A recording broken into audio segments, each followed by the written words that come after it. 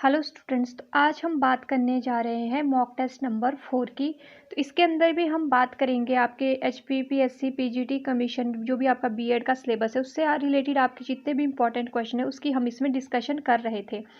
तो आज भी हम वैसा ही कुछ डिस्कशन करेंगे और साथ ही साथ में आप खुद से भी आंसर सॉल्व करने की कोशिश करना है। इसमें आपके टोटल 15 क्वेश्चन है और अब आपने इसमें से बताना है कि आपके कितने क्वेश्चन जो है वो सही हो जाते हैं इसमें से। ठीक है, चलिए फिर स्टार्ट करते हैं फर्स्ट क्वेश्चन से। Who among the following has given the 8 conditions of learning. निम्नलिखित में से किसने 8 कंडीशनिंग ऑफ लर्निंग की बात कही है। ये हमने लर्नर और लर्निंग वाले चैप्टर में अच्छे से डिस्कस किया था। फर्स्ट है आपका रॉबर्ट ग्लेजर, सेकंड है आपका रॉबर्ट एम गेने, थर्ड है आपका IK डिवाइस, फोर्थ है आपका BF स्किनर। तो आपने बताना है इसका राइट आंसर क्या आ जाएगा आपका ऑप्शन नंबर बी।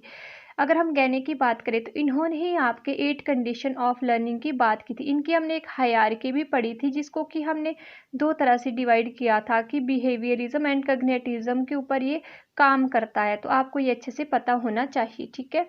और इसके साथ साथ इसकी स्टेजेस भी आपको याद होनी चाहिए। नेक्स्ट क्वेश्चन है आपका the qualitative change in organism which are not induced by learning are called. आपने एक ऐसा क्वालिटेटिव चेंज बताना है किसी भी ऑर्गेनिज्म के अंदर जो कि लर्निंग के द्वारा उसके अंदर नहीं आता है। फर्स्ट है आपका इम्पेयरिंग, सेकेंड है आपका इंस्टिंक्ट, थर्ड है आपका मैचुरेशन, फोर्थ है आपका डेवलपमेंट। अगर हम बात करें डेवलपमेंट की तो डेवलपमेंट कहाँ से आती है, लर्निंग के थ्रू आती है। लर्निंग क्या है, डेवलपमेंट का ही एक प्रोसेस है। सेकंड है आपका मैच्योरेशन, मैच्योरिटी कब आती है, जब हम चीज़ों को समझते हैं, पढ़ते हैं। फिर है आपका इंस्टिंक्ट, इंस्टिंक्ट क्या होता है, हमारे अंदर से अंतरात्मा जो हमारी होती है। तो इंस्टिंक्ट कहाँ कैसी है हमारी, इंस्टिंक्ट ही हमारे एक ऐसी क्वालिटेटिव चेंज है जो कि लर्निंग के द्वारा हमारे अंदर नहीं आता है, ठीक है। तो आपका राइट आंसर क्या हो जाएगा, आपका इंस्टिंक्ट आ जाएगा यहाँ पर। ये आपका ऐसा एक क्वालिटेटिव चेंज है ऑर्गेनिज्म के अंदर जो कहाँ से नहीं आता है, लर्निंग से नहीं आता है, ठीक है। नेक्स्ट है आपका who develop a system of learning known as a programmed learning. अब आपने बताना है कि किसने निम्नलिखित में से अधिगम का प्रोग्राम्ड लर्निंग सिस्टम को डेवलप किया है। फर्स्ट है पेब्लो, सेकंड है स्किनर, थर्ड है थॉर्नडाइक, फोर्थ है किठारिया। आपने बताना है कि इसमें से कौन सा है। तो इसमें से अगर हम बात करें प्रोग्राम्ड लर्निंग तो स्किनर ने सबसे पहले प्रोग्राम्ड लर्निंग की बात की थी, ठीक है। ये भी मैंने आपको बहुत बार डिस्कस करवाया है। नेक्स्ट क्वेश्चन क्या कहता है आपका, नेक्स्ट क्वेश्चन पे चलते हैं। Out of the following which one is the reflection of meaningful learning. अब आपने बताना है कि इन सब में से कौन सा एक रिफ्लेक्टिव मीनिंग है लर्निंग का। The ability to recall as and when needed, second a high degree of retention, a good score in examination, fourth है the capability to transferring using learning in different situation। पहला है कि simple आपने क्या करना है, recall करना है चीज़ों को जब आपको उसकी ज़रूरत हो। सेकंड है आपके बहुत ज़्यादा ही आपका क्या हो, रिटेंशन करने की आपके अंदर क्षमता हो। थर्ड क्या है आपका कि आप एग्जाम में अच्छे मार्क्स लेते हो। फोर्थ क्या है आपके अंदर की एक ऐसी काबिलियत या आपकी ऐसी कैपेसिटी जो आप ट्रांसफ़र कर सकते हो अपनी लर्निंग को इन डिफरेंट सिचुएशन में। तो इसमें से जो आपका राइट आंसर हो जाएगा वो हो जाएगा आपका ऑप्शन नंबर डी। क्योंकि जो हमारा रिफ्लेक्शन होता है, दर्शाना, रिफ्लेक्ट करेगा हमारी पर्सनैलिटी से जो झलकता है। तो लर्निंग कैसे झलकती है, जब हम कैपेबल होते हैं ट्रांसफ़र करने के लिए जो हमने लर्न किया है उसको डिफरेंट सिचुएशन के अंदर, ठीक है। नेक्स्ट है आपका the Rorschach ink blot test is use to assess. First है आपका emotional state of an individual, second है intellectual level of an individual, personality trait of an individual, and fourth है creative ability of an individual. तो Rorschach ink blot test किसके लिए ज़रूरी है ये आपने यहाँ पर बताना है। तो आई थिंक आप सभी को पता होगा ये पर्सनैलिटी का एक टेस्ट है। इसके अंदर कुछ एक इन्होंने कार्ड्स लिए थे जिसके बेसिस पे पर्सनैलिटी को ये बताते थे, ठीक है। नेक्स्ट क्वेश्चन क्या कहता है आपका the evaluation of personality is best में थ्रू द यूज ऑफ। अब इसमें से हम पर्सनैलिटी को बेस्ट वे से कैसे किसी की भी पर्सनैलिटी को इवेल्युएट कर सकते हैं, ऐसा कौन सा टेस्ट है जिसके बेसिस पर हम किसी की भी पर्सनैलिटी को जांच सकते हैं। फर्स्ट है आपका पावर टेस्ट, सेकंड है आपका प्रोजेक्टिव टेस्ट, थर्ड है आपका प्रेफरेंस टेस्ट, फोर्थ है आपका सर्वे टेस्ट। तो आपने बताना है कि इसमें से ऐसा कौन सा टेस्ट है। तो जब भी हमने बात की थी पर्सनैलिटी टेस्ट की तो हमने उनको हमेशा ही प्रोजेक्टिव टेस्ट कहा है, ठीक है। प्रोजेक्शन का एक ही टेस्ट होता है जिसके बेसिस पर हम किसी की भी पर्सनैलिटी को फाइंड आउट कर सकते हैं, ठीक है ना। नेक्स्ट है who is the father of experimental psychology. First है बोरिंग, सेकंड है हल, थर्ड है वुडन, फोर्थ है टॉलमैन। आपने बताना है कि एक्सपेरिमेंटल साइकोलॉजी के फादर कौन है। ये क्वेश्चन आप लोगों के लिए है, ये बहुत ही ईजी क्वेश्चन है, ठीक है। The oldest method in psychology is, first one is the introspection, second one is the observation, third one is the case study, fourth one is the clinical method.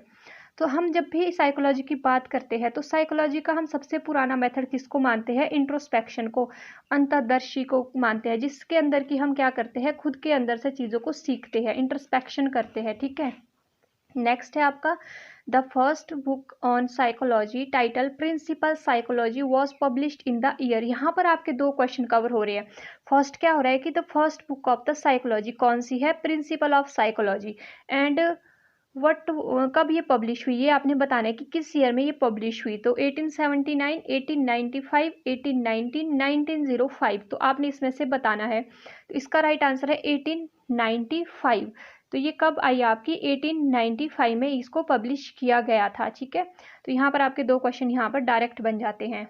Next है आपका which is the age in which a child laugh less and smile more, that is he has learn to control his emotion. तो बच्चा कब अपने emotion को control करना सीखता है, किस एज में सीखता है, ये आपने बताना है। जब बच्चा क्या करता है, थोड़ा बहुत ही स्माइल करता है, यानी कि लाउडली वो लाफ नहीं करेगा, बेबीहुड में, अर्ली चाइल्डहुड में, लेटर चाइल्डहुड में या एडोलेसेंस में, आपने इसमें से बताना है। तो ये मोस्टली कब होता है बच्चों के अंदर, तो ये बच्चों के अंदर बेबीहुड में चीज़ें आना स्टार्ट हो जाती है, ठीक है। नेक्स्ट है आपका what kind of learning stems for from observation of the consequence of an action. तो आपने यहाँ पर बताना है कि किस तरह की जो लर्निंग है वो काम करती है observation of the consequences of an action की तरह। फर्स्ट वन है आपका क्लासिकल कंडीशनिंग, सेकंड है आपका प्राइमरी कंडीशनिंग, थर्ड है आपका ऑपरेंट कंडीशनिंग, फोर्थ है आपका सेकेंडरी कंडीशनिंग। तो इसके अंदर आ जाता है आपका ऑपरेंट कंडीशनिंग। तो आपका राइट आंसर क्या आ जाएगा, option number C, operant conditioning.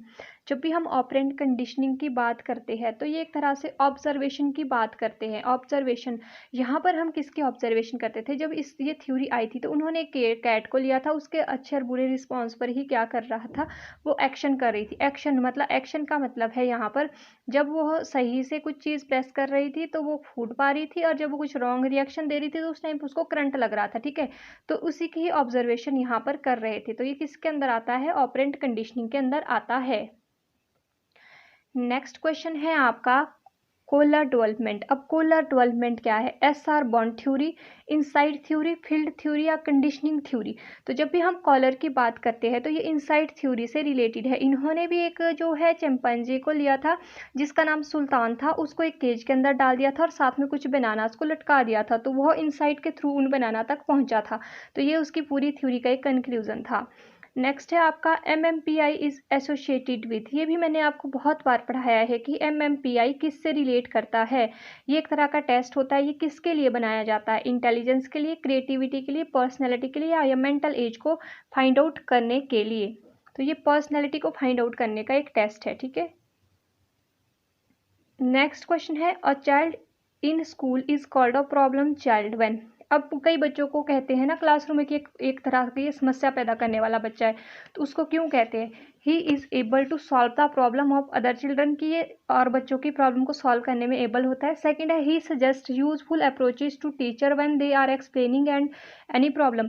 कई बार क्या होता है कि बच्चे क्या कर रहे हैं, या ऐसा बच्चा जो बार बार क्या करता है, टीचर्स के लिए यूजफुल कुछ ऐसी अप्रोचेज देता है जिससे कि जो टीचर प्रॉब्लम्स लेकर आया है उसको सॉल्व करने में उसको हेल्प मिलती है, ठीक है।